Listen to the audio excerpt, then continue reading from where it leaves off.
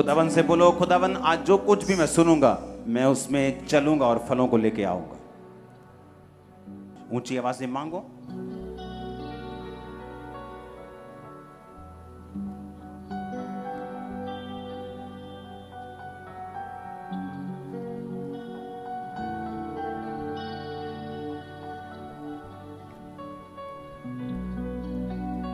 प्रभु यीशु मसीह के सामर्थी नाम में हम मांगते हैं। मत्ती 12 उसकी 43 से 45 आयत, एस्तेर 4 उसकी 15 से 17 आयत, प्रेरितों के काम 16 उसकी 16 से 19 आयत, प्रकाशित वाक्य 12 उसकी 11 आयत, यिर्मयाह 8 उसकी 17 आयत। मैंने आपको बताया था कि दुष्ट आत्मा कहां से आया, उसकी उत्पत्ति कहां से हुई, कब वो धरती के ऊपर गिराया गया और आज वो क्यों काम करता है, उसने क्यों आदम और हवा को गिराया और आज भी वो क्यों लोगों की जिंदगियों में काम करता है। मैंने आपको बताया था कि जब मैंने शैतान को देखा तो उसकी आंखें हमारे जैसी आंखें नहीं थी, उसकी आंखें देखने वाली नहीं थी, उसकी आंखें ऐसी थी जैसे कोई डिस्ट्रक्शन करने के लिए, कोई तबाही करने के लिए। अगर तबाही का नाम, किसी को तबाही नाम देना हो तो वो शैतान है इस दुनिया के ऊपर, क्योंकि उसकी आंखें टोटल तबाही और टोटल डिस्ट्रक्शन चाहती हैं जब वो एक विश्वासी की लाइफ को देखती हैं। लेकिन वो काम नहीं कर सकता जब तक आप उसे लीगल राइट ना दें, जब तक आप उसे अपनी जिंदगी में न्योता ना दें। निर्गमन 23 उसकी 13 आयत, जो कुछ मैंने तुमसे कहा है उसमें सावधान रहना, दूसरे देवताओं के नाम की चर्चा भी ना करना, वे तुम्हारे मुंह से सुनाई भी ना दें।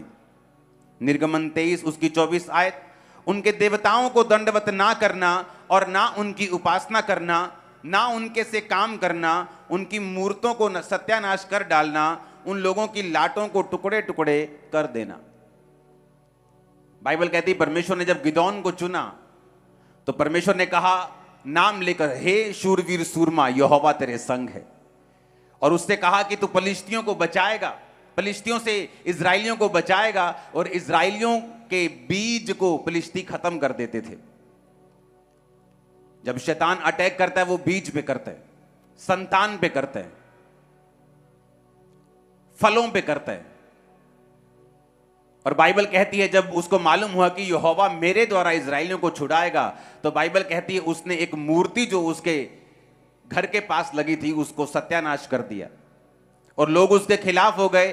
तो उसका पिता आकर कहता कि अगर ये मूर्ति जीवित परमेश्वर की है तो अपना बदला खुद ले लेगी, क्योंकि गिदोन को यह चीज मालूम थी कि जब तक इस शैतान के कांटेक्ट पॉइंट को मैं खत्म नहीं करूंगा तब तक मेरा घराना, चाहे मेरे घराने के ऊपर परमेश्वर की प्रोफेसी है, चाहे परमेश्वर की भविष्यवाणी है, ये काम नहीं करेगी जब तक मैं शैतान के कांटेक्ट पॉइंट को अपनी लाइफ से खत्म नहीं करूंगा। डेंजरस चीजें हैं। आपका चर्च के अलावा कहीं और जाना आपके बंधनों को और मजबूत करता है और शैतान को लीगल राइट देता है आपकी लाइफ में काम करने का। मैंने आपको बताया था कि शैतान किस तरह से आपकी जिंदगी में काम करता है और कैसे वो जाता है। सही मोटिव्स होने चाहिए, रॉन्ग मोटिव्स नहीं होने चाहिए, सेल्फ अटेंशन नहीं होनी चाहिए, डेस्परेशन आपके अंदर ललक होनी चाहिए आजाद होने की। लेकिन आज मैं उस पर बात नहीं करूंगा, आप उसे सुन चुके हैं। अगर आपको सुनना है आप पिछले वीरवार का वचन दोबारा सुने ताकि आपको समझ आए किस तरह से आपने शैतान के बंधनों से आजाद रहना है। आप वहम भरम करेंगे, रीति रिवाजों को मानेंगे, आप शैतान के हाथों में जाएंगे। आप बहुत ज्यादा वर्ल्डली म्यूजिक को सुनेंगे, आप शैतान के हाथों में जाएंगे। वो इन चीजों का इस्तेमाल करता है अपनी इच्छाओं को आपकी जिंदगी में पूरा करने के लिए। आज हम शुरू करेंगे वचन मत्ती 12 उसकी 43 से 45 आयत। यीशु मसीह ने कहा, जब अशुद्ध आत्मा मनुष्यों में से निकल जाती है तो सूखी जगहों में विश्राम ढूंढती फिरती है और पाती नहीं। तब कहती है, मैं उसी घर में जहां से निकली थी लौट जाऊंगी, और लौट कर उसे सूना, झाड़ा बुहारा और सजा सजाया पाती है। तब वह जाकर अपने से बुरी 7 आत्माओं को अपने साथ ले आती है और वो उसमें बैठकर नहीं, बैठकर वास करती हैं और वह मनुष्य की दशा पहले से भी बुरी हो जाती है। इस युग के बुरे लोगों की दशा भी वैसी ही होगी। शैतान, उसने कहा, जब निकलता है, यानी शैतान के पास एक विल है, उसकी इच्छा है, इसलिए वो कहता है कि मैं उसी घर में जहां से मैं निकला था मैं लौट जाऊंगा। इमोशंस हैं कि वो विश्राम नहीं पा रहा, उसको आराम नहीं मिल रहा। शैतान डिसीजन ले सकता है कि मैं वहीं जाऊंगा जहां से मैं आया था, जिस घर से, जिस शरीर से मुझे निकाला गया था। शैतान बोल सकता है। इसलिए प्रभु यीशु मसीह ने जब पागल व्यक्ति से बात की, तू दुष्ट आत्मा को बोला, तू कौन है? उसने कहा, मैं लीजियन हूं, यानी मैं सेना हूं। दुष्ट आत्मा डिसीजन ले सकती है, इस वचन से हमें मालूम होता है। लेकिन परमेश्वर ने कहा, जब एक व्यक्ति में से दुष्ट आत्मा निकाल दी जाती है और वो व्यक्ति का घर फिर से सूना होता है, यानी वो व्यक्ति परमेश्वर में बना नहीं रहता, वापिस अपने उन्हीं दुनियावी चीजों में चला जाता है, वापिस वही काम करने लगता है, वापिस उसी पाप में चला जाता है, वापिस उसी तरह की चीजों में चला जाता है जहां से वो निकला था। परमेश्वर ने कहा, वो शैतान कहता है कि अब मैं जब वापिस जाऊंगा तो अपने से भी 7 बुरी आत्माओं को लेकर मैं उस व्यक्ति के अंदर जाऊंगा। तो कहता कि उस व्यक्ति की हालत पहले से भी जो है वो बुरी हो जाएगी, ऐसा बाइबल कहती है। यानी शैतान के पास विल है, उसके पास इच्छा शक्ति है, वो समझ सकता है चीजों को और ये भी कह सकता है कि मैं वापिस जाना चाहता हूं। हालेलुया। अब हमें ये बात समझनी है कि आपका युद्ध जो है वो शैतान से है। कई बार लोगों को, मैं आपको बताता हूं शैतान को कैसे पहचान सकते हैं आप लोग।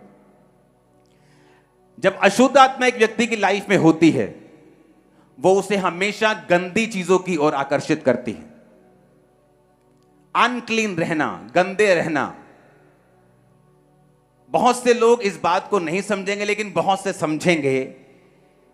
गंदी स्मेल की ओर आकर्षित होना और बार बार उस स्मेल को सूंघना चाहना, यह भी शैतान की एक आवाज है जो एक व्यक्ति को बोलती है। और जब जब हम शैतान की आवाज को सुनते हैं, हम उसको लीगल पॉइंट देते हैं कि वो हमारी लाइफ में आए और काम करे। और बाइबल कहती है जब शैतान आएगा वो चुराएगा, वो घात करेगा और वो नष्ट करेगा। और यीशु मसीह आए कि हम जीवन पाएं और बहुतायत का जीवन पाएं। अगर मुझे शैतान अपनी लाइफ में नहीं चाहिए तो सबसे पहली बात, मैं शैतान की बात को सुनना बंद करूंगा। वो लोग भी शैतान से कभी आजाद नहीं होते, जिस तरह मैंने आपको पिछले हफ्ते बताया था, जो अटेंशन सीकर हैं, जिन्हें शैतान लगता है कि ये एक अटेंशन पाने का अपने परिवार की तरीका है, वो भी आजाद नहीं होते। जो पूरी तरह से डेस्परेट नहीं है, जो पूरी तरह से ललायत नहीं है, जो पूरी तरह से तैयार नहीं है कि मैं इस दुष्ट आत्मा से आजाद होना चाहता हूं, वो इस आत्मा से आजाद नहीं होते। और वो लोग जो शैतान को बहुत ग्लोरीफाई करते हैं, जो जीसस से भी ज्यादा नाम शैतान का लेते हैं, जो अंगीकार करते हैं कि शैतान उनके अंदर है, शैतान इतने सालों से उनके अंदर है और शैतान बहुत बड़ा है, ये बड़ा बड़ा जादू टोना है, जो अंगीकार करते हैं उन चीजों का जो शैतान ने उनको दी हैं, वो लोग भी शैतान के बंधनों से जल्दी आजाद नहीं होते। हालेलुया। बाइबल कहती है शैतान आपकी लाइफ में एंटर करता है जब आप उसको लीगल राइट देते हैं, जब आप उसको अधिकार देते हैं वचन को तोड़कर। परमेश्वर ने एक बाड़ा बनाया है, एक सिस्टम बनाया है, एक ऑर्डर बनाया है। उस ऑर्डर को अगर हम तोड़ेंगे तो शैतान हमारी लाइफ में एंटर करेगा। परमेश्वर ने कहा तुम अपने माता और पिता की इज्जत करना। जो कोई माता और पिता को कोसे वो मार डाला जाए, पिछले नियम में लिखा है, सिर्फ कोसने पर ही। और परमेश्वर ने कहा अगर तुम अपने माता और पिता की इज्जत नहीं करोगे, आज्ञा नहीं मानोगे, तो तुम्हारी जिंदगी के दिन मैं छोटे करूंगा। ये एक ऑर्डर है परमेश्वर का। और जब एक इंसान परमेश्वर के ऑर्डर को ब्रेक करता है तो शैतान के पास अधिकार होता है उसको बीमार करके उसकी उम्र को छोटा करने का, उसकी जिंदगी में काम करने का। और बाइबल में ससुर के लिए और सास के लिए कोई भी अलग वचन नहीं है। ससुर और सास के लिए भी वही पिता और माता है जो आपका अपना पिता और माता है। इब्रानी भाषा में ससुर और सास के लिए कोई अलग शब्द नहीं, बल्कि उनको भी माता और पिता का दर्जा दिया गया है। इसलिए मोस्टली मैरिड वुमेन जो होती हैं शैतान के बंधनों के नीचे आ जाती हैं जब उनकी सास और ससुर के साथ नहीं बनती, और सास और ससुर की भी शैतान के नीचे आ जाते हैं जब वो अपनी बहू को अपनी बेटी की तरह या अपने ही बच्चे की तरह प्यार करने में असमर्थ होते हैं। ये परमेश्वर का ऑर्डर है। जब आप ऑर्डर ब्रेक करेंगे तो शैतान एंटर करेगा। यीशु मसीह शैतान को बोले, शैतान निकल जा, कहता नहीं, मुझे ऐसा कर, सूरों के झुंड में भेज दे। क्यों? शैतान ज्यादा था, 5-6 हजार 12 हजार था, इसलिए नहीं, क्योंकि वचन टूट रहा था, क्योंकि सुअर चराना पाप था, और जहां पाप हो रहा था शैतान ने कहा मुझे वहां भेज, और यीशु मसीह ने भी उसे मना नहीं किया। और बाइबल कहती है वो वहां सूअरों के झुंड में बैठकर उनके बीच में घुसकर उसे झील पर ले गया, और सब सूअर मर गए, और सब चरवाहे आकर यीशु मसीह को जाने के लिए बोलने लगे। अगर आपको शैतान से पूरी रीति से आजाद होना है तो हमें यह बात समझनी है कि परमेश्वर ने एक ऑर्डर बनाया है, एक सिस्टम बनाया है। अगर मैं उस सिस्टम को फॉलो करूंगा तो शैतान के पास कोई भी अवसर नहीं होगा कि वो मेरी जिंदगी में अंदर आए, एंटर करे। मैंने आपको बताया था कि व्यक्ति इतना समझदार, इतना ज्यादा सैक्रिफाइस करने वाला बंदा, सब कुछ छोड़ दिया अपना, फाइनेंस में नीचे चला गया, सेवा करने लगा परमेश्वर की, लेकिन एक गंदी आदत थी, हर बार यीशु मसीह का वचन सुनाने वक्त उसको दूसरे नाम लेने की उसे आदत थी। मैंने उसे बहुत टोका कि मत नाम लिया कर, बाइबल कहती है उनके देवताओं के नाम की चर्चा भी मत करना, तुम्हारे मुंह से सुनाई बना दे, मत किया कर। अटैक हुआ एक दिन एक शादी में, मैं बोल नहीं सकता क्या, कुछ खास किस्म का अटैक उस पर हुआ, सारा शरीर गल गया, थोड़े महीनों के अंदर अंदर मौत हो गई। आदमी आत्मा से भरा हुआ, आदमी परमेश्वर को इतना प्यार करने वाला, मैंने बहुत कम लोग देखे जो खुदा से इतना प्यार करते हैं, सैक्रिफाइस करता, परिवार पूरा सेवा में लगाया हुआ। लेकिन बाइबल कहती है शैतान को अवसर मत दो। परमेश्वर नहीं चाहता अटैक हो, लेकिन जब हम ऑर्डर ब्रेक करते हैं शैतान एंटर करता है, और उसके पास लीगल राइट है एंटर करने का। और जब उसके पास लीगल राइट है, जब वो एंटर करता है, तब हम दुखी होते हैं कि शैतान मेरी लाइफ में काम क्यों कर रहा है। शैतान समझ रखता है, कहता मैं वहीं लौट जाऊंगा। उसके पास बुद्धि है, विल रखता है, पावर रखता है, यानी इच्छा शक्ति रखता है कि जिस घर से मैं निकला हूं मैं उसी घर में वापस चला जाऊंगा। लेकिन कैसे? जब उसको सूना झाड़ा बुहारा पाती है, जब परमेश्वर से उस व्यक्ति को दूर पाता है, वो फिर से उसमें घुसकर उसको पहले से भी बुरा करने का यत्न करता है। हालेलुया। आपको यह मालूम होना चाहिए कि अगर परमेश्वर ने आपको छुटकारा देने के लिए बुलाया है, आपके परिवार को छुटकारा देने के लिए बुलाया है, तो गिदोन ने सिर्फ वही काम नहीं किया, उसने वो सारे शैतान के कांटेक्ट पॉइंट खत्म कर दिए ताकि शैतान किसी भी तरह से उसकी जिंदगी में एंटर ना कर सके। अब शैतान किस तरह से हारता है? शैतान के हारने के और भी तरीके हैं। एक तरीका है ड्राई फास्टिंग करना। बाइबल कहती है एस्तर जब राजा के रानी थी और उसको मालूम पड़ता है कि हामान ने एक चिट्ठी निकलवा ली है कि सारे यहूदियों का नाश होगा, तो मोर्दके बोला रानी इसीलिए शायद तू उस कुर्सी पर थी, अब टाइम आ चुका है बचाने का और शैतान के चंगुल से निकलने का। उसने कहा ठीक है, अब तुम जाओ और सब लोगों को बताओ कि 3 दिन ना तो कुछ खाएं और ना तो कुछ पिएं। ना तो कुछ क्या करना है, खाना है, ना कुछ पीना है। जब मैं मसीह में आया 2004 में, तो शैतान सिर्फ जो नशे के रूप में, बीमारी के रूप में था, वो डिप्रेशन के रूप में और बढ़ गया मेरी लाइफ में। और परमेश्वर की आत्मा ने मुझे एक रास्ता दिखाया जो सेल्फ डिलीवरेंस का था। अगर परमेश्वर आपकी लाइफ में कुछ बड़ा काम करना चाहता है, कई बार वो आपकी अगुवाई करता है, आप सेल्फ डिलीवरेंस करें, अपने आप की डिलीवरेंस आप खुद करें। किस तरह से? मैं आपको बताता हूं। हर हफ्ते 3 डे नाइट के रोजे में रखता था, एवरी वीक। 2004 और 5 की बात कर रहा हूं। 6 में नहीं, 2004 में, 2005 में। मैं मानता हूं वो ओवर फास्टिंग थी, उसने मेरे शरीर को प्रभावित किया उस समय, जो बाद में परमेश्वर ने मुझे फिर हील किया। लेकिन कई बार जब हम ज्यादा पढ़ लेते हैं, आंखें तो थक जाती हैं, लेकिन उस पढ़ाई का फायदा हो जाता है। तो जब परमेश्वर ने मुझे फास्टिंग की ओर प्रेरित किया, मैं नहीं जानता कि फास्टिंग करने के लिए, मेहनत करने के लिए परमेश्वर मुझे क्यों कह रहा है। क्योंकि कई बार शैतान से आजादी देने के लिए परमेश्वर आपको सेल्फ डिलीवरेंस के रास्ते में लेके जाता है, जहां परमेश्वर आपसे मेहनत करवाता है एक खास मकसद के लिए, जो आने वाले समय में परमेश्वर ने आपके लिए कोई योजना रखी है। लेकिन शैतान को वो यूज करता है ताकि आप सेल्फ डिलीवरेंस में जाते जाते एक तो डिलीवर हो जाएं और दूसरा आत्मा से भर भी जाएं। तो मेरे 3 रोजे होते थे हर हफ्ते। अगर हमने 40 रोजे रखे होते थे तो वो 40 रोजे भी 5 बजे तक चलते थे, और उसके बाद एक्स्ट्रा हफ्ते में 3 डे नाइट के रोजे भी हम, मेरी पूरी टीम जो थी, हम वो रखते थे। तो क्या होता है, जब एस्तर ने रोजे रखे, वो ड्राई फास्टिंग थी। ड्राई फास्टिंग में आप कुछ खाते भी नहीं, कुछ पीते भी नहीं।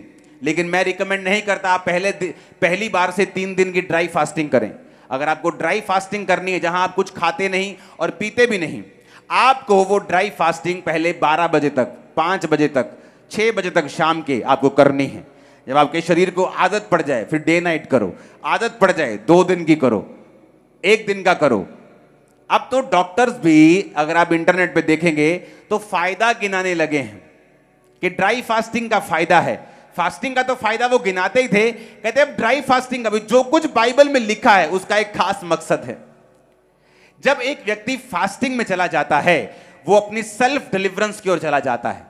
वो अपने आप को छुटकारे में घसीटना, लेके जाना और अगुवाई करना अपनी शुरू करता है। बाइबल कहती है जब एस्तर ने ड्राई फास्टिंग की, तीसरे रात को राजे को नींद नहीं आई। उसको जब नींद नहीं आई, कहता इतिहास की पुस्तक लाई जाए और पढ़ी जाए। जब इतिहास की पुस्तक लाई गई तो उसमें लिखा गया था कि 2 जने तेरे कर्मचारी तुझे मारना चाहते थे, लेकिन तेरे ही एक कर्मचारी ने वो साबित करके, जाहिर करके तुझे बचाया। कहता फिर उस कर्मचारी का क्या किया गया? कहते कुछ नहीं किया गया। कहते ऐसा थोड़ी हो सकता है, अब उसको बुलाओ, उसको इज्जत दो, मान दो। और वो कौन था? उसी एस्तर का रिश्तेदार।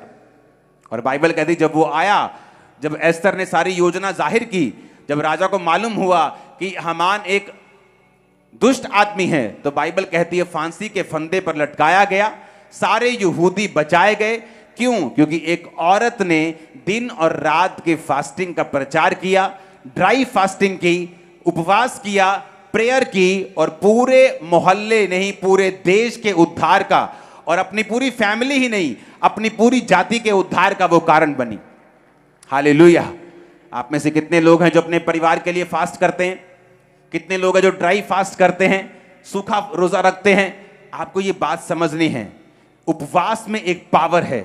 जब आप प्रेयर और उपवास इकट्ठा रखेंगे, आप उपवास में प्रेयर करेंगे, आप बाइबल को शामिल करेंगे, आप बाइबल को, वर्ड को रीड करेंगे। अब जितने डिप्रेशन के रोगी हैं, जितने दुष्ट आत्माओं के रोगी हैं, अगर आप बाइबल को पढ़ें तो आपको यह मालूम होगा कि बाइबल जैसे जैसे आप पढ़ते जाएंगे, दुष्ट आत्मा की डिलीवरेंस आपकी लाइफ में एंटर करती जाएगी, छुटकारा होता जाएगा आपका मन हल्का होता जाएगा, स्पिरिट हल्की होती जाएगी। क्यों? क्योंकि दुष्ट आत्मा उस व्यक्ति की लाइफ में नहीं रहता जिसमें विश्वास की, अगर आपकी लाइफ में विश्वास की कमी है तो वो आपकी लाइफ में एंटर करता है। अगर आपकी लाइफ में विश्वास की कमी नहीं है, वो आपकी लाइफ में एंटर नहीं कर सकता, क्योंकि आप विश्वास से भरे हुए हैं। और जानते वचन क्या कहता है? वचन कहता है विश्वास सुनने से, और सुनना मसीह के वचनों से। जो व्यक्ति बाइबल रोजाना पढ़ते हैं और लगातार पढ़ते हैं, बाइबल के अनुसार विश्वास अपने आप उनमें पैदा होना शुरू होता है।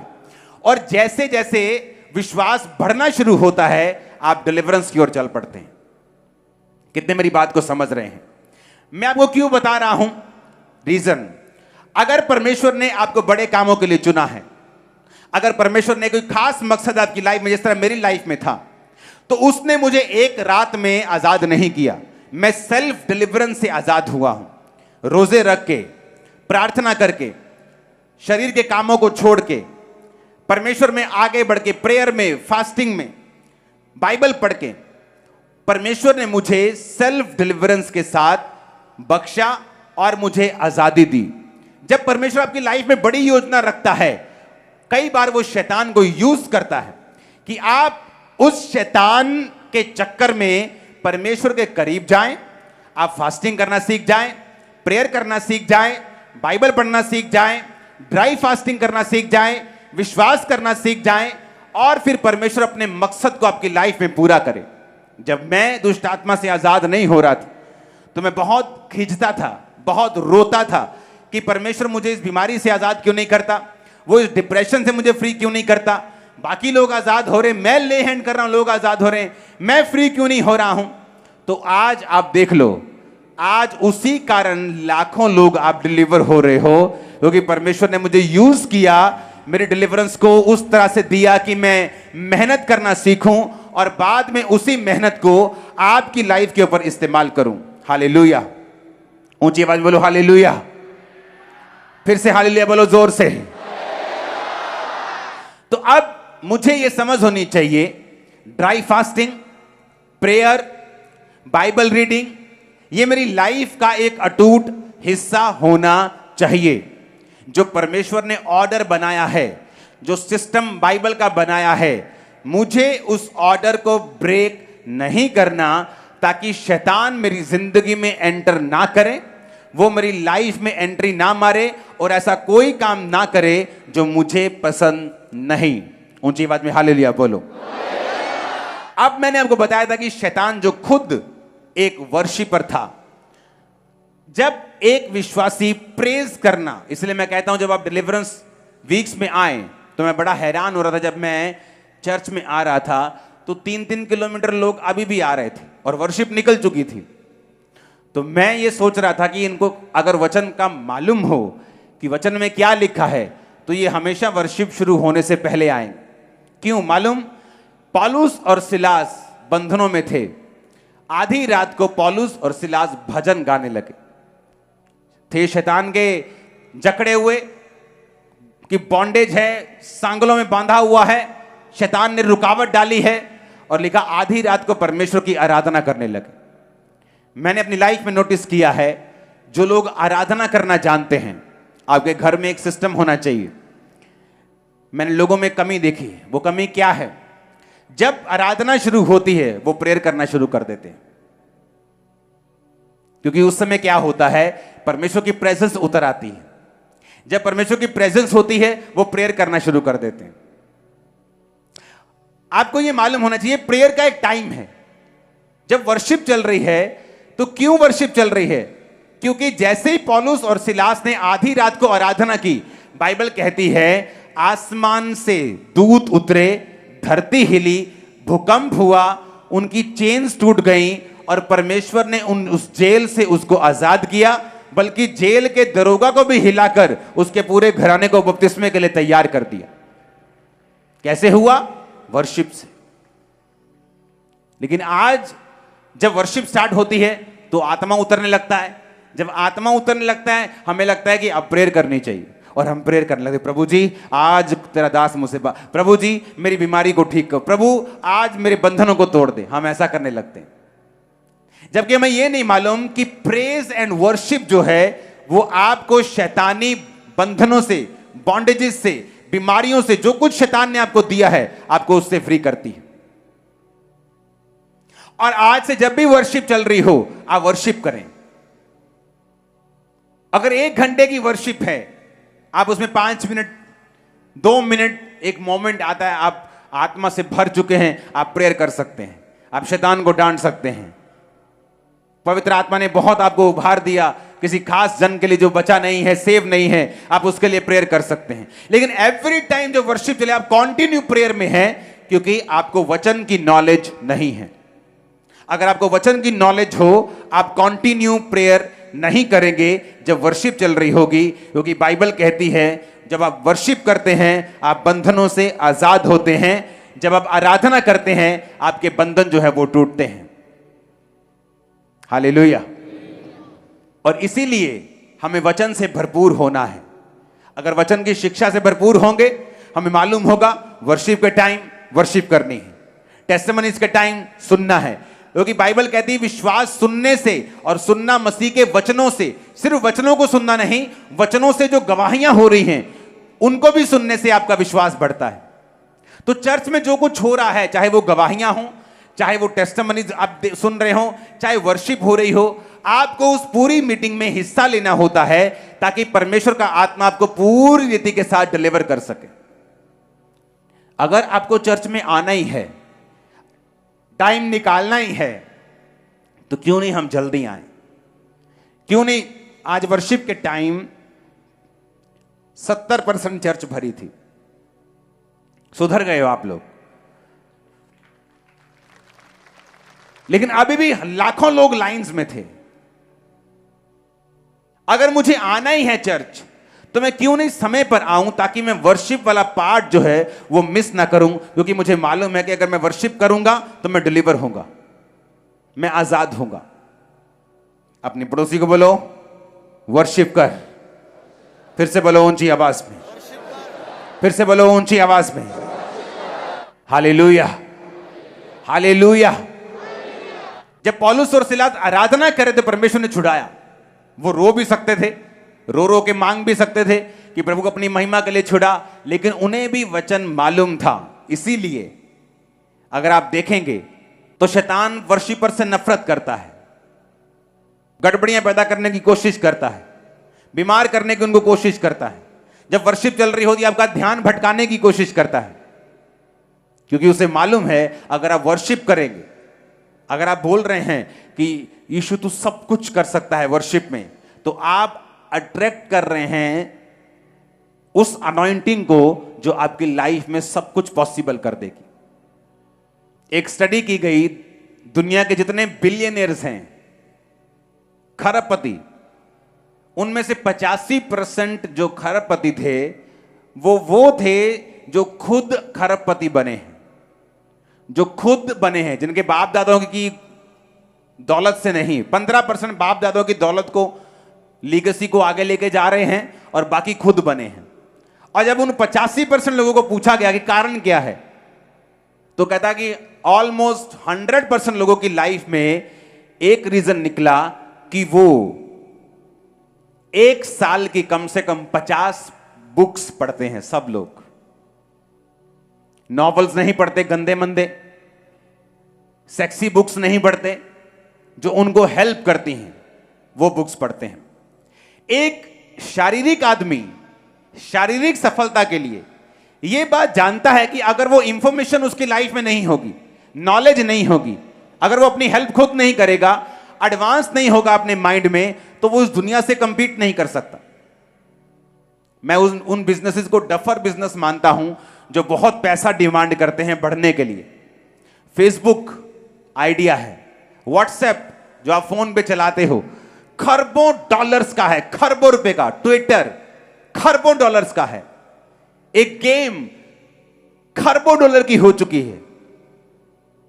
बनी कितने की थी? 70-80 लाख। 1 लाख से 1.5 लाख खर्चा आता है एक गेम ऐप को बनाने का। 1 लाख से 1.5 लाख डॉलर, 1 करोड़ रुपया लगा लो, लेकिन कुछ गेम्स की वैल्यू आज 10,000 करोड़ है। क्या है? एक आइडिया। फेसबुक एक आइडिया है, जीमेल, ईमेल एक आइडिया है, सोशल मीडिया एक आइडिया, इंस्टाग्राम एक आइडिया है, अमेज़न जो दुनिया का सबसे कभी अमीर बन जाता है एक आइडिया है। एक संसारिक व्यक्ति को मालूम है मुझे पढ़ना है, लेकिन एक क्रिश्चियन को पूछ लो बाइबल पढ़ी? नहीं जी, मेरी वाइफ पढ़ती, मेरी मां पढ़ती, मेरा बाप पढ़ता है, मेरे बच्चे पढ़ लेते हैं। एक संसारिक व्यक्ति बुक्स पढ़ के अपने संसारिक कामों में कामयाब हो रहा है, लेकिन एक क्रिश्चियन व्यक्ति बाइबल नहीं पढ़ रहा। पास्टर भी तब बाइबल पढ़ के आते जब उनको प्रीच करना होता है। मेरी लाइफ का ये रूल है, मैं प्रीचिंग के लिए बाइबल नहीं पढ़ता हूं। मैं जब अपने रूम में जाता हूं अपनी पर्सनल स्टडी के लिए, अपनी पर्सनल ग्रोथ के लिए मैं बाइबल पढ़ता हूं। और जब जब पर्सनल ग्रोथ के लिए आप बाइबल पढ़ेंगे, खुदा से बात करने के लिए, खुदा को जानने के लिए, उसमें बढ़ने के लिए, आप ऐसी रेवलेशंस को पाएंगे जो आपने सोची भी नहीं होगी। और जिस तरह से शारीरिक आइडिया उनके पूरे सिस्टम को बदल रहा है। एक स्पिरिचुअल आइडिया भी आपकी पूरी लाइफ को चेंज कर सकता है। आपकी फैमिली सेफ क्यों नहीं होती? क्योंकि आपको मालूम नहीं हैंडल किस तरह से करना है।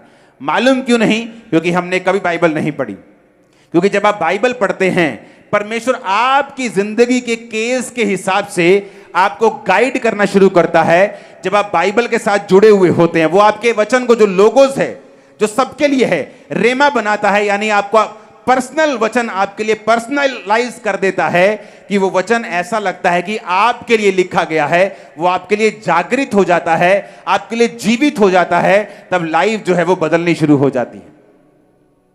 कितने मेरी बात को समझ रहे हैं?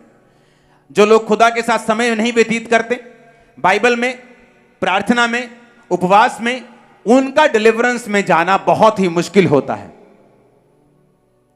क्योंकि जो लोग ये काम करते हैं, उनको ये मालूम है कि वो डिलीवर होते जाएंगे, वो आराम से निकलते जाएंगे और शैतान का उनकी जिंदगी के ऊपर कोई भी अधिकार नहीं होगा। जब चर्च में आए, टाइम पर आए, वर्शिप अटेंड करें, कंप्लीट वर्शिप करें, क्योंकि जैसे ही आप वर्शिप करेंगे आप छुटकारे के नीचे होंगे। घर में जाएं, बाइबल रोज पढ़ें। अगर आप नहीं पढ़ेंगे, आप विश्वास में भरेंगे नहीं। अगर आप नहीं पढ़ेंगे, परमेश्वर आपके केस के बारे में, आपके बेटे के बारे में वो आइडियाज आपके दिल में, आपके दिमाग में जागृत नहीं करेगा, जो आपके छुटकारे का कारण होंगे।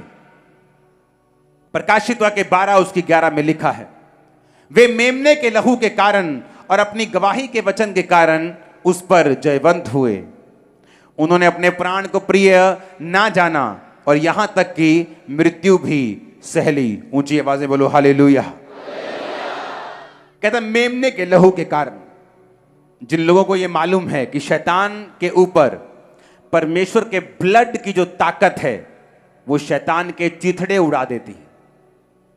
और कितने लोग हैं जो रोज प्रेयर में अपने अपने परिवार, अपने बिजनेस पर यीशु मसीह के लहू को लगाते हैं और छिड़कते हैं। Very good. रोज जब प्रेयर में बैठें, यीशु मसीह के ब्लड के नीचे अपने परिवार को रखें। बाइबल कहती है, जब मूसा को परमेश्वर ने कहा, जो लोग लहू को लगाएंगे, मेमने के लहू उनके द्वारों के बाहर लगे होंगे, उन घरों में मौत एंटर नहीं होगी। और बाइबल कहती है, अब तो तुम नई वाचा के लहू के अधीन हो। जब आप प्रेयर में बैठें, रोज यीशु मसीह के ब्लड की घोषणा करें, शैतान के खिलाफ, उसके कामों के खिलाफ, अपने बच्चों को, अपनी गाड़ियों को, अपने आप को, अपने जीवन को यीशु मसीह के लहू में छुपाएं। क्योंकि बाइबल कहती है, वो मेमने के लहू के कारण और अपनी गवाही के वचन के कारण शैतान के ऊपर जयवंत हुए। दूसरी चीज जो शैतान बिल्कुल नहीं चाहता आप करें, वो है अपनी गवाही को देना। मैंने अपनी लाइफ में जो मैं आपसे बोल रहा हूं, ये मेरा पर्सनल एक्सपीरियंस भी है कि जब जब आप गवाही देंगे, शैतान कमजोर होता है। जब जब आप गवाही देंगे, शैतान की पकड़ आपकी लाइफ से ढीली होती है। जब जब आप गवाही देंगे। इसीलिए मैं कहता हूं, आपकी लाइफ में 3 काम आपको चाहिए। 2 बड़े काम परमेश्वर ने अभी रोके हुए, एक कर दिया है बड़ा, आप उसकी गवाही नहीं दे रहे। आप सोचते तीनों हो जाएंगे, गवाही दूंगा, लेकिन आप जानते नहीं परमेश्वर कैसे काम करता है। जब आप जो काम प्रभु ने कर दिया है, उसकी गवाही देना शुरू करेंगे, परमेश्वर उन कामों को भी करेगा जो रुके हुए हैं। मोस्टली लोग उन बोलते इकट्ठी गवाही देने जाएंगे, और ये शैतान की तरफ से है। क्योंकि वचन साफ साफ कहता है, अगर तुम मेमने के लहू को छिड़कोगे और अपनी गवाही को रोज दोगे, तो शैतान पर तुम जयवंत हो जाओगे। सबसे कम लोग जो गवाही देते हैं वो हैं जो मसीह में बहुत लंबे समय से, सबसे कम वो गवाही देते हैं। सबसे कम वो जीसस क्राइस्ट के बारे में बात करते हैं। शमौन कोढ़ी के घर में यीशु मसीह गए, औरत आके अपने बालों से यीशु को, उसके पैरों को पोंछ के वो ठीक होके चली गई, पापों से फ्री हो गई। शमौन कोढ़ी भाई साहब कोढ़ी के कोढ़ी रहे। बाइबल अब तक उनको शमौन कोढ़ी बोलती है। शक कर रहा था, अगर ये भविष्यद्वक्ता है, इसे मालूम क्यों नहीं हुआ? ये औरत तो पापी है, ये तो वैश्या है। लेकिन यीशु मसीह बाइबल कहती पापियों का उद्धार करने के लिए आए, पापियों को मारने के लिए नहीं आए। फेमिलियर होना, यीशु तो अपना ही है, और मेरे दादाजी बिशप हैं, और मेरे पापा पास्टर हैं, हम तो 4 पीढ़ियों से क्रिश्चियन हैं। लेकिन इसी वजह से तुम फेमिलियर हो गए, तुम्हें आम लगने लगा। जब एक व्यक्ति जीसस क्राइस्ट को आम समझने लगता है, वो उसकी गवाही नहीं देता, उसके बारे में बात नहीं करता, ना तो उनकी जिंदगी ऐसी होती है कि वो परमेश्वर के बारे में बात कर सकें। शैतान ने उनकी जिंदगी में इतने अटैक किए होते हैं, वो टाइथ नहीं देते। कैसे काम करता डेविल? आपने एक रूल को तोड़ा, परमेश्वर के बनाए ऑर्डर को तोड़ा, टाइथ को तोड़ा, अब घर में बीमारियां हैं, फिजूल खर्ची है। जब सारी चीजें होती हैं, इंसान दूसरी तरफ से पैसा कमाने की कोशिश करता है, सारा कुछ गड़बड़ हो गया घर में। अब जब सब कुछ गड़बड़ है, लोग जानते तुम नशा बेचते हो, तुम गंदे काम करते हो, गलत काम करते हो, तो गवाही तो देने योग्य तुम रहे नहीं। गवाही कैसे देंगे? जब गवाही देंगे नहीं तो शैतान आउट नहीं होगा, वो घरों में नाचेगा, बीमारियां नाचेंगी, दुष्ट आत्माएं नाचेंगी, सब तरह के बंधन नाचेंगे। इस तरह से शैतान पहले ऑर्डर ब्रेक करवाकर किस तरह से आपकी लाइफ में एंट्री करता है और आपके मुंह को वो बांध के रखता है। इसलिए दाऊद ने क्या कहा? दाऊद ने कहा, हे परमेश्वर, जूफा से मुझे शुद्ध कर तो मैं पवित्र हो जाऊंगा, मुझे धो तो मैं हिम से भी अधिक श्वेत बनूंगा। उसने कहा, अपने उदार का आत्मा मुझे फिर से दे, उदार आत्मा देकर मुझे संभाल, अपने उद्धार का हर्ष मुझे फिर से दे, ताकि जो मैंने गुनाह किए हैं मैं उनकी तौबा करता हूं, मैं फिर से साल्वेशन में आता हूं, तब मैं अपराधियों को तेरा मार्ग सिखाऊंगा, तब पापी तेरी ओर फिरेंगे, तब मैं अपने मुंह को खोलूंगा और गवाही दूंगा। अगर मैंने उद्धार ग्रहण ही नहीं किया, अगर मैं खुद साल्वेशन में नहीं हूं, तो मैं गवाही किस चीज की दूंगा? और जब गवाही नहीं दूंगा तो शैतान पर बाइबल कहती है फतेह कैसे पाऊंगा? जब शैतान पर फतेह नहीं है, या तो आपकी फतेह तो या शैतान की फतेह, या तो वो मुक्के मारेगा और तुम्हें लिटा लेगा, या तुम उसको मुक्के मार के लिटा लोगे। न्यूट्रल कुछ नहीं होना, मैच ड्रॉ नहीं होना, या हार होनी है या जीत होनी। तो ये सारी चीजें एक दूसरे के साथ जुड़ी हुई हैं। अगर मैं सेव नहीं हूं, मैंने मुक्ति नहीं पाई, पापों से तौबा नहीं की, तो मुझे मालूम है कि मैं खुद अभी बंधनों में हूं, तो टेस्टिमनी कैसे दूंगा? तो मुझे पाप से दूर रहकर, शरीर के कामों से दूर रहकर, परमेश्वर के बनाए हुए सिस्टम के नीचे रहकर मुझे टेस्टिमनी देनी है, परमेश्वर के ब्लड की घोषणा शैतान के खिलाफ करनी है, ताकि मैं शैतान के पूरी तरह से जकड़ से आजाद हो सकूं। कितने इन बातों को समझ रहे हैं? हालेलुया! ऊंची आवाज में हालेलुया बोलो एक बार। तो मुझे यह बात समझ होनी चाहिए कि मुझे जो गवाही देनी है, मुझे यीशु मसीह के ब्लड को छिड़कना है, ये मुझे काम रोज करना है, रोज प्रेयर में जाना है, परमेश्वर की प्रेजेंस में रहना है, और वो सारे वर्ड जो परमेश्वर ने मुझे बोले हैं, मुझे उनको कंप्लीट करना है। होता क्या है जब आप बाइबल नहीं पढ़ते? जब एक व्यक्ति बाइबल से अज्ञान होता, चाहे वो क्रिश्चियन हो, बड़ा तगड़ा क्रिश्चियन हो, टाइदर हो, सब कुछ करता हो, होता क्या है कि धीरे धीरे से आपकी जो स्पिरिचुअल डिजर्निंग है, ये गिफ्ट है, स्पिरिट ऑफ डिजर्निंग, यानी आत्माओं की परख। जब एक व्यक्ति को आत्माओं की परख नहीं होती, वो बड़ी डेंजरस पोजीशन में होता है। आत्माओं की परख कैसे? बाइबल कहती है, जब हम प्रेरितों के काम 16 उसकी 16 से 19 पढ़ते हैं, जब प्रार्थना करने की वो जगह जा रहे थे, तो एक दासी मिली जिसमें फ्यूचर बताने वाली आत्मा थी। वो फ्यूचर बताने से अपने स्वामियों के लिए बहुत कुछ कमा लेती थी। जब पौलुस के और हमारे पीछे आकर वो चिल्लाने लगी कि ये मनुष्य परम प्रधान परमेश्वर के दास हैं, जो हमें उद्धार के मार्ग की कथा सुनाते हैं। दुष्ट आत्मा थी उसके अंदर, लेकिन सच्ची बात रही थी। क्या बोल रही थी? कि ये खुदा के दास हैं, इनकी बात को सुनो, ये उद्धार के मार्ग की कथा बता रहे हैं। पौलुस जानता था कि ये बोल रही है जो औरत, ये दुष्ट आत्मा है। 18 में लिखा, बहुत दिन तक वो ऐसा करती रही, परंतु पौलुस दुखी हो गया, मुड़कर उस आत्मा से कहा, मैं तुझे यीशु के नाम में आज्ञा देता हूं, निकल जा। वह उसी घड़ी निकल गई। जब उसके स्वामियों ने देखा कि हमारी कमाई की आशा जाती रही, तो पौलुस और सिलास को पकड़कर चौक में प्रधानों के पास खींच ले गए। यह बड़ी समझने वाली बात है। जब एक व्यक्ति बाइबल पढ़नी बंद कर देता है, धीरे धीरे उसकी डिजर्निंग जो स्पिरिट है, आत्माओं की परख है, वो मध्यम होनी शुरू हो जाती है और वो स्पिरिट डेड भी हो सकती है। क्यों मुझे आत्माओं की परख चाहिए? पौलुस जो पहला कुरिन्थिया में कहता है कि आत्माओं की परख ये एक वरदान है जो विश्वासियों के लिए जरूरी है। उसने क्यों कहा ऐसा कि तुम्हें आत्माओं की परख क्यों चाहिए? आत्माओं की परख तब होती है जब एक व्यक्ति खास तौर पे जीवित चर्च के साथ जुड़ा हुआ हो। यह भी दूसरा पॉइंट है। सबसे इससे भी ज्यादा जरूरी क्या है? वो बाइबल पढ़ने वाला होना चाहिए। बाइबल पढ़ने वाला होना चाहिए और दूसरा जीवित चर्च के साथ होना चाहिए, ताकि पढ़ी हुई बाइबल भी समझ आए और परमेश्वर और भी रेवलेशन और भेद और प्रकाश वचनों के जरिए उस पर इंपार्ट करता रहे और जाहिर करता रहे। जब एक व्यक्ति आत्माओं की परख में नहीं होता, पौलुस क्या कहता है उसको सुनना। पतरस आया परमेश्वर के पास। परमेश्वर ने पतरस को थोड़ी घंटे पहले बोला था, पतरस तुझ पे एक बड़ी कलीसिया बनाऊंगा, अधोलोक के फाटक तुझ पे प्रबल नहीं होंगे, शैतान तुझ पे मैं तुम्हें स्वर्ग राज्य की कुंजियां दूंगा। पतरस बहुत खुश था। जीसस ने बोला, पतरस ये लोग मुझे पकड़ लेंगे, मार देंगे, क्रूस पर चढ़ाएंगे।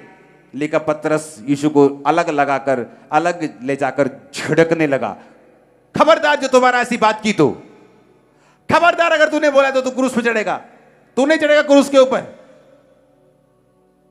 यीशु ने कहा, शैतान मुझसे दूर हो जा, तू मेरे लिए ठोकर का कारण है। क्यों? जीसस क्राइस्ट के अंदर परख का आत्मा था। वो जानते थे कि ये बात जो कर रही है ये शैतान का आत्मा कर रहा है, ये पतरस नहीं कर रहा। थोड़ी देर पहले जिस पतरस की परमेश्वर प्रेज कर रहे थे कि पतरस वाह, तुझे मालूम है कि मैं मसीह हूं, ये बात तुझ पे खुदा की आत्मा ने प्रकट की है, मैं तुझ पर कलीसिया बनाऊंगा। वो पतरस हैरान हो रहा है कि अभी तो कुछ और यीशु मसीह कह रहे थे, अभी तो मेरी बल्ले बल्ले हो रही थी, अभी झिड़के लग रही हैं, ये क्या हो रहा है?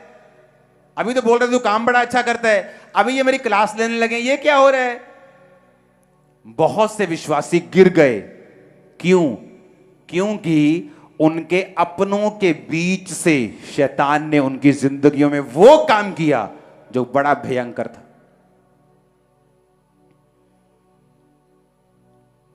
ओ बेटा, बहुत दुखी है तू, चल थोड़ा थोड़ा तू वाइन पी लिया कर। क्या बेटा रोज रोज चर्च? आपका बेस्ट फ्रेंड अगर आपको नहीं पता कि कब उसमें से शैतान ने बात की है, आप फंस जाएंगे। आपका परम मित्र, आपका बाप, आपकी मां, आपका बेटा, आपकी बेटी, कब शैतान उनमें से बोला, अगर आपको नहीं पता आप फंस जाएंगे। और जिसके अंदर परख का आत्मा नहीं है, शैतान उनको फंसाता है।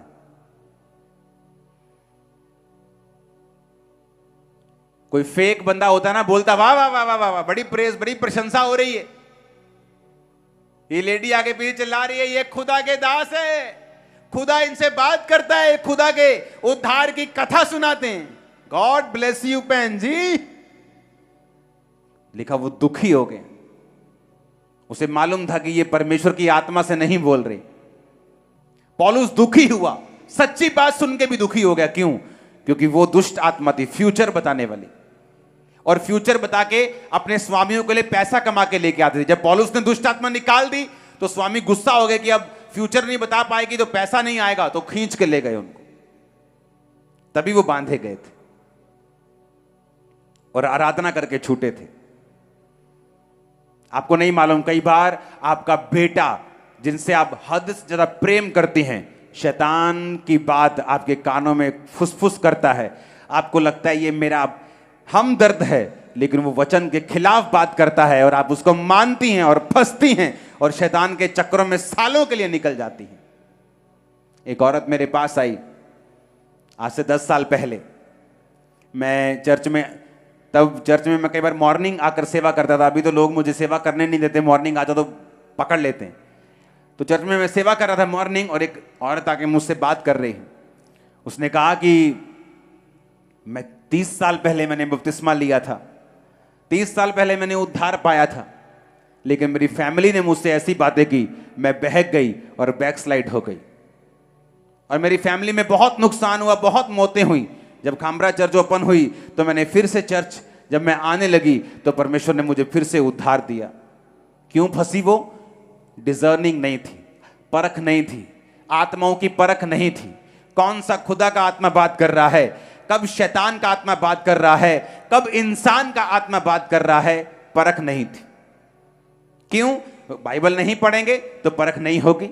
इसलिए बाइबल कहती है हर एक बात को जो आपके दोस्त के मुंह से निकले, मेरी बहनों की सहेलियों के मुंह से निकले, आपके रिश्तेदारों के मुंह से निकले, उन्हें वचन की लाइट में परखो, उन्हें वचन की रोशनी में लेके जाओ और देखो कि यह बात परमेश्वर की ओर से है कि नहीं है। अगर नहीं है तो आत्मा में उसे रिजेक्ट कर दो, उसे खत्म कर दो, उसे फिनिश कर दो, उस बात की ओर कान ना लगाओ। ऐसा ना हो तुम कान लगा लो और मान लो और तुम्हें लगे कि वाह पतरस तू कितना प्यार करता है यार मुझसे। देखला किसी चेले ने नहीं कहा तू क्रूस पे ना चढ़े, यार तू कितना प्यार करता है, तू मेरा दोस्त है, पा जफ्फी मेरना। यीशु मसीह ने कहा शैतान तू दुष्ट है, तू शैतान है, तू दुष्ट आत्मा है, भाग जा यहां से। गुस्सा किया उसके साथ।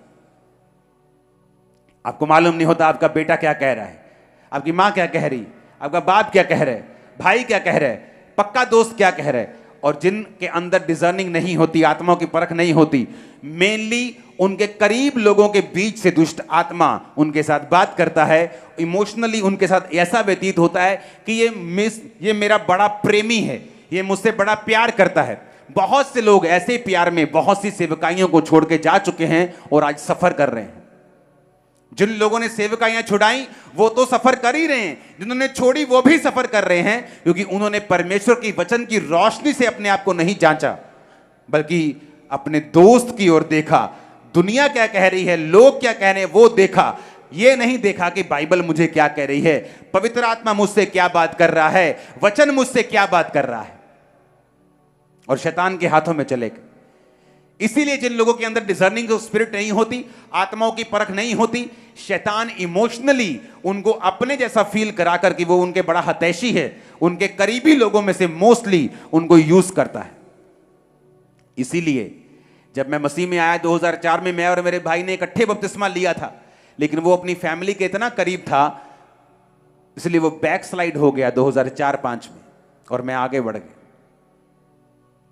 क्योंकि जब 2004 में मैं आगे बढ़ा, मेरी फैमिली में लड़ाई होने लगी, तो बिजनेस नहीं करता, हमारा बिजनेस कितना बड़ा है उन्हें यह भी मालूम नहीं था कि बिजनेस भी अभी बड़ा है परमेश्वर की दया के कारण।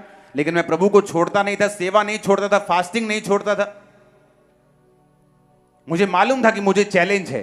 चैलेंज क्या था? मुझे 3 दिन रात के रोजे भी रखने होते थे और अपने गोडाउन में टाइल्स के, पूरे पंजाब को टाइल्स भी सप्लाई करनी होती थी। तो मेरी आदत होती थी कि मैं लेबर को लेबर नहीं समझता था, उनके साथ अपने जैसा ही बिहेव करता था। तो वो टाइल उठाते तो मैं भी टाइल उठा उठा के उन्हें देता था, गाड़ी लोड करते थे। तो डे नाइट फास्टिंग में भी मैं काम करता था, लाखों रुपए रोज का कमाता था, लेकिन उनके साथ काम करता था। मुझे मालूम था कि अगर मैं 100% रोजा रख के अगर 100% प्रेयर में नहीं दे रहा हूं तो कम से कम 80% तो मैं दूं, मैं फाइट तो करूं ताकि मैं परमेश्वर में आगे बढ़ सकूं। और मेरी फैमिली के साथ मैं अटैचमेंट में नहीं था, क्योंकि वो मुझसे हमेशा बात नहीं करते थे, सिर्फ बिजनेस तक मेरा काम था। और मेरा भाई जो था वो उनके साथ ज्यादा इमोशनली अटैच था और वो बैक स्लाइड हो गया, परमेश्वर से हट गया। मैंने परमेश्वर की राह चुनी, सेवा पकड़ी, सेवा बढ़ी। अब भाई भी आया, उसकी पत्नी भी आई, मां भी आई, बाप भी आई, सब मसीह में है। कितने मेरी बात को समझ रहे हैं? लेकिन अगर मैं भी आत्माओं की परख में ना होता तो आप आज यहां ना बैठे होते। और आत्माओं की परख उन लोगों के अंदर नहीं है जो बाइबल से दूर हैं, जिन्हें नहीं पता कि परमेश्वर कौन सेवकाई में कामयाब होते हैं, जिनके अंदर आत्माओं की परख है। हालेलुया। ऐसे इंसिडेंट हैं कि कई बार मेरी टीम आगे बोलेगी ये बहुत इग्नोर करता हूं, ये बुरी चीज है, नहीं लेके आओ, ये ऐसा है, नो। आपको कैसे मालूम? आत्माओं की परख। ये व्यक्ति को जॉब देनी है, नहीं देनी, इसको देने का दिल नहीं करता, नहीं इसको दो। आत्माओं की परख। जब आत्माओं की परख आपके अंदर होगी, आपको मालूम होगा ये आवाज किधर से आई है, क्योंकि जिस किंगडम की आवाज आप फॉलो करेंगे, धीरे धीरे उसी किंगडम में आप प्रवेश कर जाएंगे। जीसस की किंगडम की आवाज सुनेंगे, उसके राज्य की आवाज सुनेंगे, उसके राज्य में प्रवेश कर जाएंगे। उसके राज्य में शांति है, आनंद है, चंगाई है, बरकत है, दुष्ट आत्माओं से आजादी है, उद्धार है। और शैतान के किंगडम में तबाही है, नष्ट करता है, वो काटता है, मारता है, तबाह करता है। हालेलुया। वर्ड के साथ जुड़े रहना, ऑर्डर के साथ रहना, वचन के साथ रहना, जीवित चर्च के साथ रहना, खुद बाइबल को पढ़ना जरूरी है, ताकि जब शैतान आपसे बात करे, किसी अपने में से होकर किसी पराये में, शैतान हमेशा जब आपसे बात करेगा व्यक्ति में से होकर, वो उस व्यक्ति से करेगा जिसको आप मानते हैं, जिससे आप प्यार करते हैं, जिसकी आप बात सुनते हैं, जिसके साथ आप इमोशनली अटैच हैं, वो उनको यूज करता है। इसीलिए मोस्टली क्यों लोग सेवा में कामयाब नहीं हो पाते, क्योंकि मोस्टली उनको गिराने वाले लोग उनके करीबी लोग होते हैं, उनको बैकस्लाइड करने वाले लोग उनके करीबी लोग होते हैं। और वही लोग जब वो बैकस्लाइड हो जाते हैं, उनको किसी तरफ का रहने नहीं देते। धोबी का कुत्ता, ना घर का, ना घाट का, ना इधर का, ना उधर का, ना खुद हेल्प करते, उनको छोड़ देते हैं बीच रास्ते में, क्योंकि आपने शैतान की आवाज को सुना और इसीलिए आप सफर कर रहे हैं। रूल बनाओ अपनी लाइफ में, फास्टिंग करने का रूल बनाओ, बाइबल पढ़ने का रूल बनाओ, प्रेयर करने का रूल बनाओ, जीवित चर्च के साथ जुड़े रहने का रूल बनाओ। रोज मैं बाइबल को पढ़ूंगा, पढ़ूंगी, तब वो डिजर्निंग ऑफ स्पिरिट अपने आप में आएगा। ये एकदम से कोई आसमान से उतरा हुआ वरदान नहीं है कि एक दिन सुबह आप पे उतरा और शाम को आप सब चीजें परखने लग गए। ऐसा नहीं हो सकता। हालेलुया, हालेलुया, ऊंची आवाज में हालेलुया। और जब ये वरदान आप में काम करते हैं, आप जानते हैं कौन सी चर्च जीवित है, कौन सा जीवित होने का नाटक कर रही है, कौन सा व्यक्ति कैसा है, कौन विश्वासी कैसा है, कौन सी आवाज परमेश्वर की ओर से है, किस में से शैतान बात कर रहा है। आप ब्लेस हैं आज यीशु के नाम। मैंने कहा आज आप ब्लेस हैं यीशु के नाम। शैतान अपने बोरिया बिस्तरा समेत आपको छोड़ के जा रहे हैं। आज आप डिलीवरेंस को ले रहे हैं। आज मैंने कहा फ्री हो रहे यीशु मसीह के सामर्थी नाम में। आमीन। ऊंचा चाहिए, ये बरकत आपकी है। हर चीज का एक एंड है।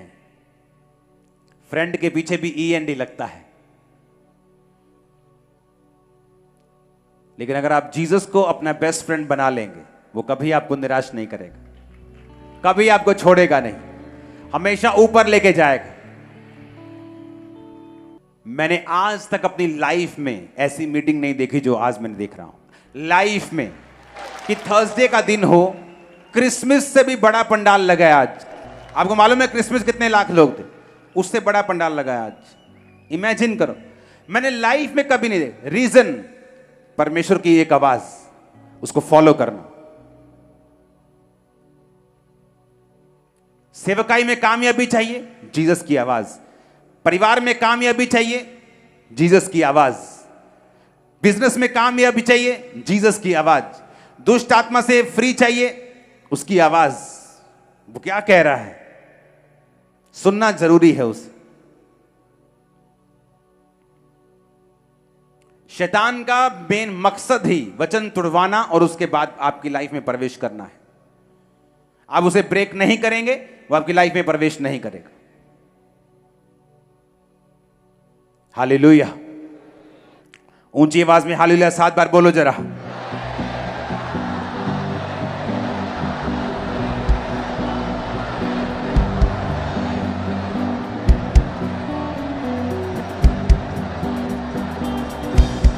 आमीन। आप घरों से निकलते हैं, कोई आपको पीछे से आवाज मारे तो नाराज नहीं होना। क्या बोल रहे हैं? God bless you.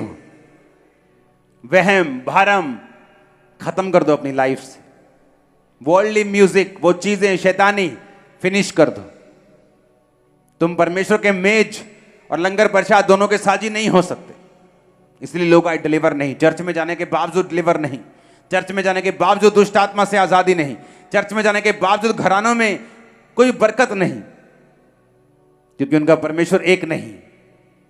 आज चर्च में है तो एक है, कल कहीं और जाएंगे फिर दो हो जाएंगे, बुआ की लड़की की शादी में जाएंगे तीन हो जाएंगे, जहां जहां मौका मिलेगा माथा टेकते जाएंगे। आप फ्री होने के लिए पैदा नहीं हुए। फिर अगर आपको फ्री होना है, आपको पहला हुक्म मानना है तो दूसरों को ईश्वर करके मत मानना। अपने लिए प्रतिमा खोद कर मत बनाना।